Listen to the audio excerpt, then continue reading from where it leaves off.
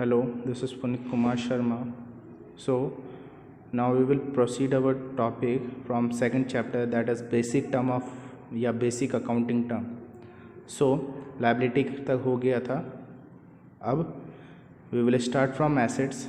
So, asset, anything which is in possession or is the property of the business enterprises, including the amount due to it from the others, is called an asset. So, कोई भी चीज़ किसी भी business के अधिकार में हो या किसी भी बिजनेस की प्रॉपर्टी हो या फिर कोई ऐसी अमाउंट जो बिजनेस ने किसी और से लेनी है, वो क्या कहलाती है? एसेट कहलाती है.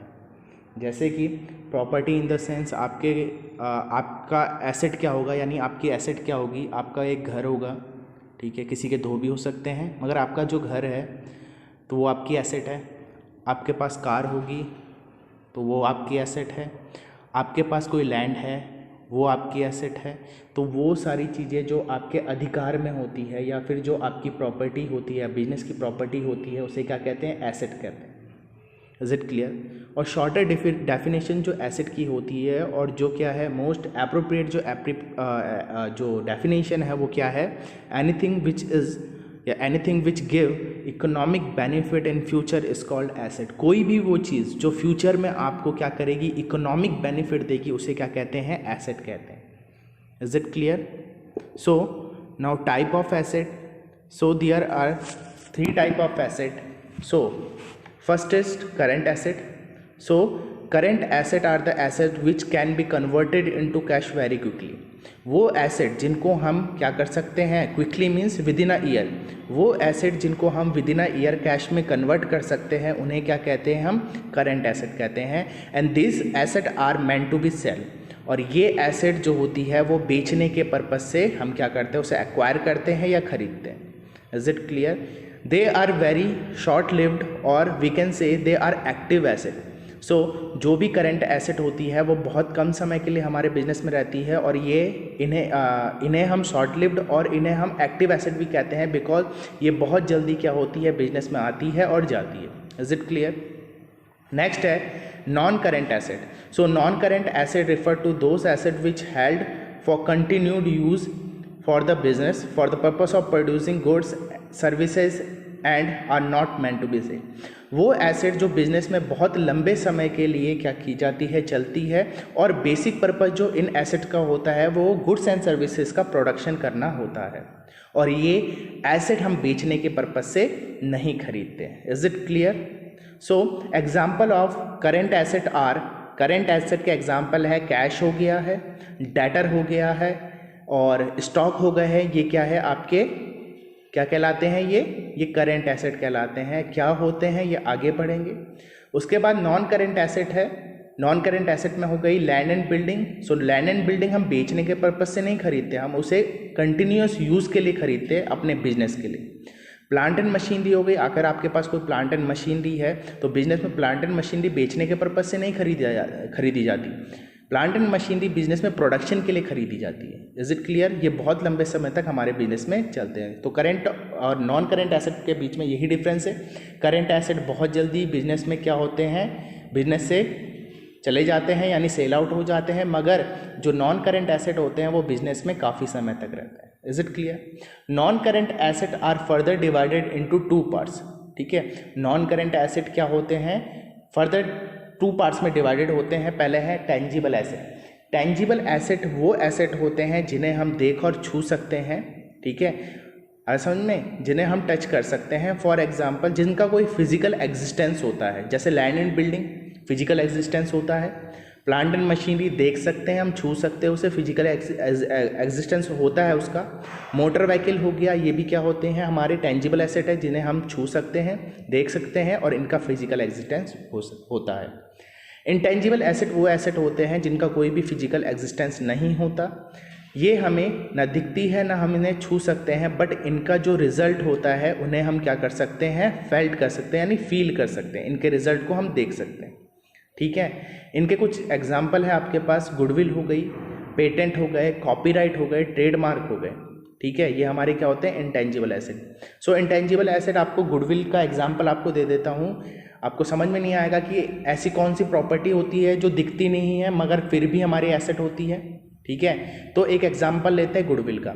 गुडविल क्या होती है? गुडविल सिंपल सेंस में बोले, बहुत आसान भाषा में बोले तो हम कह सकते हैं goodwill is the reputation of the firm. So goodwill क्या होती है? किसी भी फर्म की, किसी भी बिजनेस की रेपुटेशन होती है, और रेपुटेशन, किसी की रेपुटेशन हम नहीं देख सकते। Is it clear? आपने किसी की रेपुटेशन देखी है? किसी की रेपुटेशन गोल है, किसी की क्या है, रेक्टेंगुलर शेप में है। कोई फिजिकल एग्जिस्टेंस होता है रेपुटेशन का? नहीं होता। मगर वो रेपुटेशन बिजनेस को क्या करती है? फ्यूचर में बेनिफिट करती है। If your reputation is good, so your profit will be higher. So अगर आपके बिजनेस में क्या है, आपकी बिजनेस की रेपुटेशन अच्छी है, तो आपका जो प्रॉफिट होगा वो भी ज़्यादा होगा। तो रेपुटेशन हमें दिखती नहीं है, मगर ये क्या कर रही है? हमें फ्यूचर में क्या कर रही है? इकोनॉमिकल बेनिफिट दिला रही है। तो ये क्या कहलाएगी? हमारी एसेट कहलाएगी। मगर इस एसेट को हम देख नहीं सकते, तो ये क्या कहलाएगी? हमारी इनटेंजिबल एसेट कहलाएगी। ठीक है। नाउ फिक्टिशियस एसेट और nominal asset. Fictitious asset, fictitious का मतलब होता है काल्पनिक। सो काल्पनिक का मतलब होता है जो सिर्फ होती है बट उसका एग्जिस्टेंस नहीं होता है। सो फिक्टिशियस एसेट वो एसेट होती है जिनके बदले ना तो हम कैश रियलाइज कर सकते हैं, ना कोई हमें फ्यूचर में हमें उसका बेनिफिट मिलता है। Is it clear? ये हमारी रियल एसेट नहीं होती है, फिर भी हम क्या करते हैं? इन्हें हम एसेट मानते हैं कुछ कारणों के, कुछ कैरेक्टरिस्टिक, जो कुछ इसकी कैरेक्टरिस्टिक होती है वो एसेट की होती है, बट ये हमारी रियल एसेट नहीं होती है। Now receipt. सो रिसिप्ट दो तरीके की होती है। रिसिप्ट क्या होती है कि जो amount, the amount received is known as receipt. जो भी हमें अमाउंट रिसीव्ड होती है उसे रिसिप्ट कहते हैं। रिसिप्ट दो तरीके की होती है, एक तो होती है कैपिटल रिसिप्ट, एक होती है revenue receipt. So capital form में जो हमें रिसिप्ट होती है, कैपिटल फॉर्म में मतलब जो लॉन्ग टर्म के लिए जो हमें रिसिप्ट होती है उन्हें क्या कहते हैं? हम कैपिटल रिसिप्ट कहते हैं।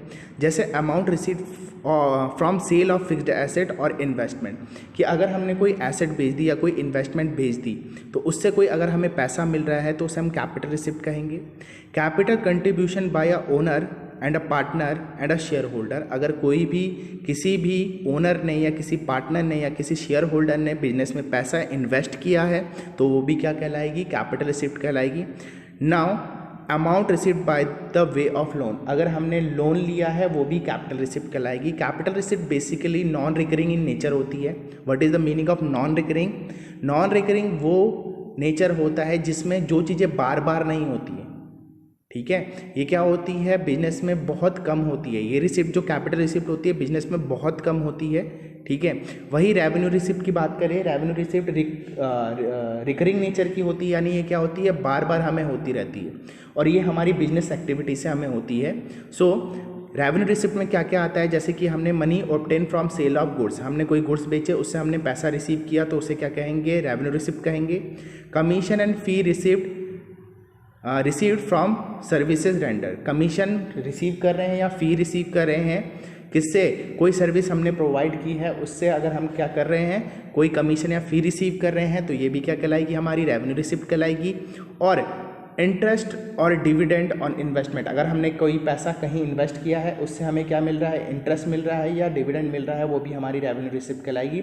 सो बेसिकली जो मेन डिफरेंस होता है कैपिटल रिसिप्ट और रेवेन्यू रिसिप्ट में, कैपिटल रिसिप्ट हमें बार बार नहीं होती है, ये नॉन रिकरिंग नेचर की होती है, और जो रेवेन्यू रिसिप्ट होती है ये हमें बार बार होती है, ये रिकरिंग नेचर की होती है। Is it clear? जैसे कि हम कैपिटल रिसिप्ट की बात करें, ये बोल रहा है कि सेल ऑफ फिक्स्ड एसेट, तो हमारा काम नहीं होता फिक्स्ड एसेट बेचने का। Is it clear? तो फिक्स्ड एसेट बेचना क्या है? हमारा काम नहीं है। ये कभी कभी हम, अगर हमें हमारी कोई एसेट अगर क्या हो गई है, कोई एसेट हमारी अगर क्या हो गई है? मिसयूज़ हो गई है, या फिर हमसे हमारे बिजनेस में उसकी कोई रिक्वायरमेंट नहीं है, हमने उसे बेच दिया, तो एक बार बेच दिया तो हम उसे बार बार नहीं बेचेंगे। Is it clear? सो ये क्या कहलाएगा? हमारा रेवेन्यू कैपिटल रिसिप्ट कहलाएगा। और रेवेन्यू रिसिप्ट क्या होता है? देखो, गुड्स बनाना हमारा काम है, गुड्स बेचना हमारा काम है, तो गुड्स बना के हम बार बार बेचेंगे तो ये क्या कहलाएगा? हमारा रेवेन्यू रिसिप्ट कहलाएगा। Is it clear?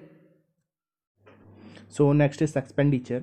Any disbursement of cash or transfer of property or incurring of liability for the purpose of acquiring asset, goods or services is called expenditure. So expenditure क्या होता है?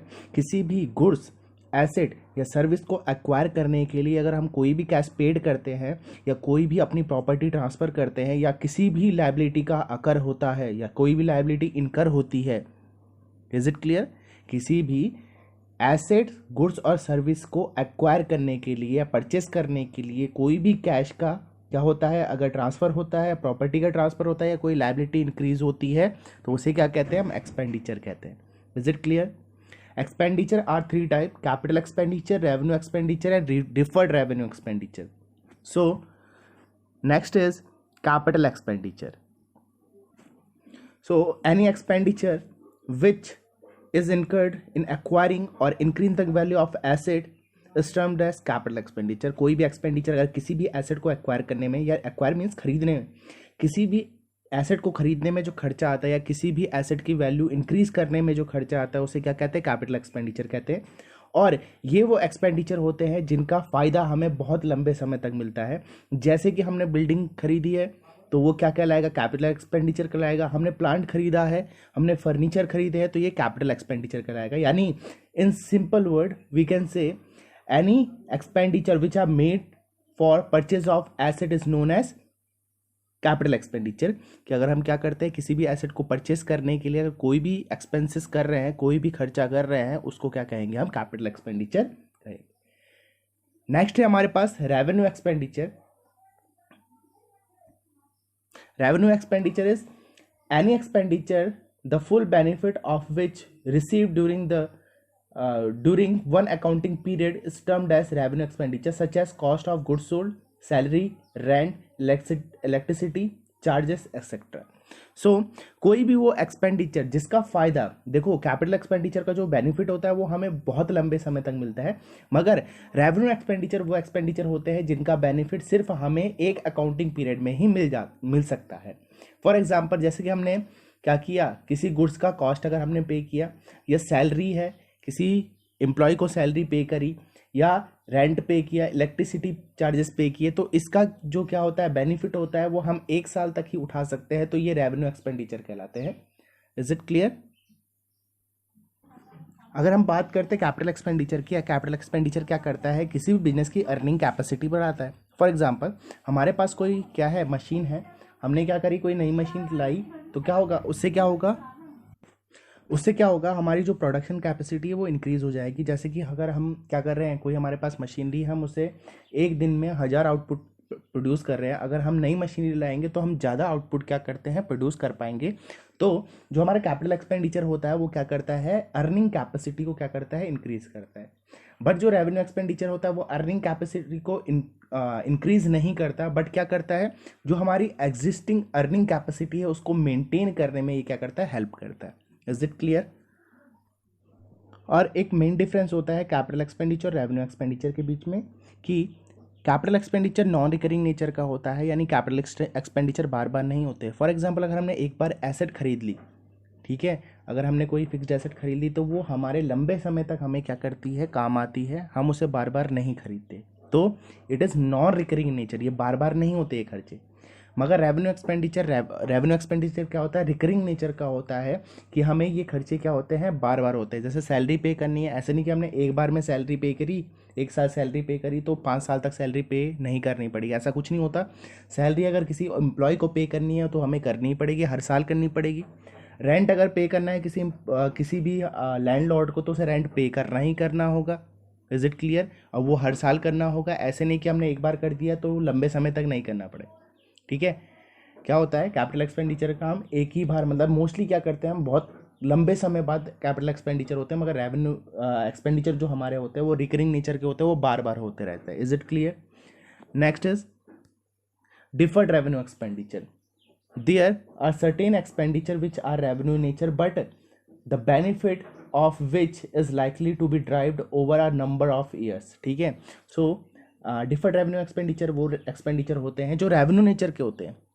सुन लो, ये क्या होते हैं, revenue nature के होते हैं, मगर ये क्या करते हैं, हमें कैपिटल एक्सपेंडिचर वाले बेनिफिट भी देते हैं. ये हमें लंबे समय तक भी क्या करते हैं, जो इनका बेनिफिट होता है वो हमें लंबे समय तक ड्राइव होता है, इसीलिए ना तो ये रेवेन्यू एक्सपेंडिचर है ना ही ये कैपिटल एक्सपेंडिचर है। ये कुछ कुछ रेवेन्यू एक्सपेंडिचर होते हैं और कुछ कुछ कैपिटल एक्सपेंडिचर की तरह होते हैं, इसीलिए इसे डिफर्ड रेवेन्यू एक्सपेंडिचर कहा जाता है।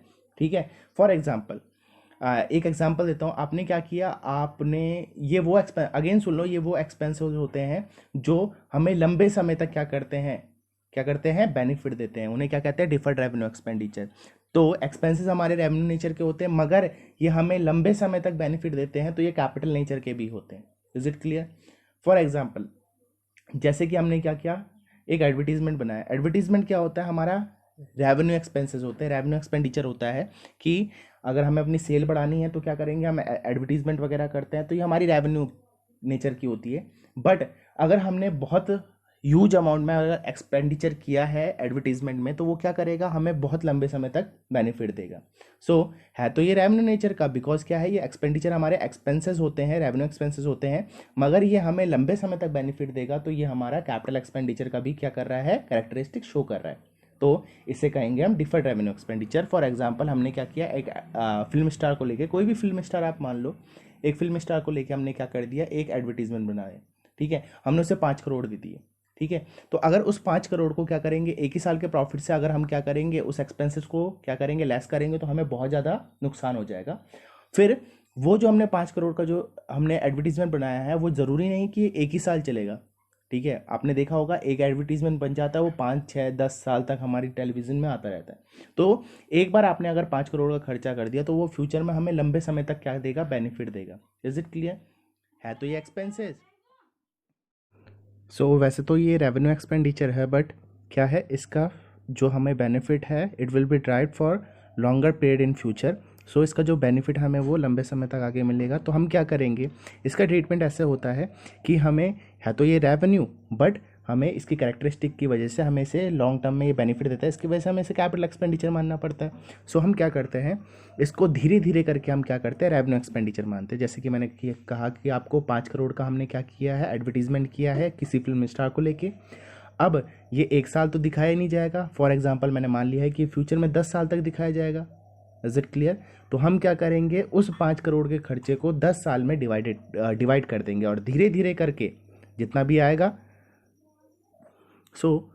जितना भी आएगा, जैसे कि अगर हमने 10 साल तक बोल दिया है कि एडवर्टीजमेंट बना है 5 करोड़ में, ये 10 साल तक बेनिफिट देगा। तो फॉर एग्जांपल ये क्या करेगा, हर साल हमें क्या करने पड़ेंगे, 50-50 लाख रुपए क्या करने पड़ेंगे, अपने P&L अकाउंट में शो करने पड़ेंगे, और बाकी का जो बैलेंस होगा वो बैलेंस शीट में आता है। ठीक है, प्रैक्टिकली ये कैसे होता है, हम धीरे धीरे जब आगे आगे न्यूमेरिकल क्वेश्चन करेंगे तो हम प्रैक्टिकली भी सीखेंगे हम कैसे डिफर्ड रेवेन्यू एक्सपेंडिचर को हम ट्रीट करते हैं। Is it clear?